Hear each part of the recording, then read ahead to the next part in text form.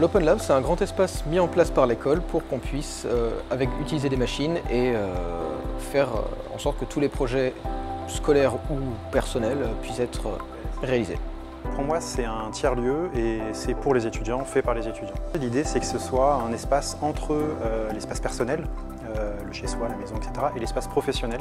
En fait, un espace où on peut à la fois se sentir à l'aise, comme chez soi, mais où on peut parler de choses techniques, scientifiques, de choses qu'on pourrait imaginer être plutôt du domaine professionnel. C'est le plus grand Fab Lab étudiant au monde.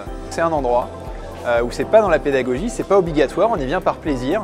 Et en fait, en venant, on va échanger avec les autres, on va voir les projets des autres, ça va nous donner des idées. Et on va pouvoir faire comme ça un apprentissage un peu informel.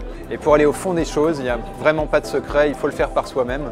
Et il faut vraiment donner cette envie que chaque étudiant le fasse par soi-même.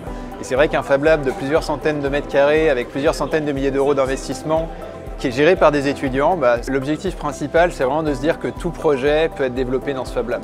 Faisant partie de l'équipe qui a mené le projet, j'ai pu utiliser l'Open Lab dans un cadre d'un projet l'année dernière qui était un projet de ruche connectée. Le but du projet, c'était de créer une ruche connectée pour collecter des données sur une ruche, donc poids, humidité, température, mais aussi on faisait une analyse audio des sons qu'émettaient les abeilles dans la ruche. Du coup, c'est des données qui sont assez importantes et utiles pour un apiculteur.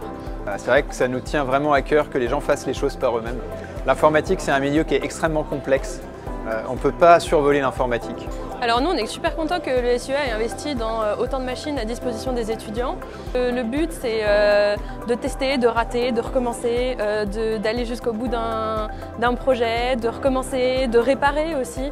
Un ingénieur, c'est pas juste quelqu'un qui se contente de créer des choses théoriquement, il doit aussi les mettre en pratique. Et nous, notre métier, c'est de les préparer à la vraie vie dans l'entreprise. Et la vraie vie dans l'entreprise, c'est des cas concrets comme ça. Et ça, tant qu'ils ne font pas les choses par eux-mêmes, il y aura toujours quelque chose qui leur manque. Et c'est ce petit complément qu'on essaie de faire à l'ESUA.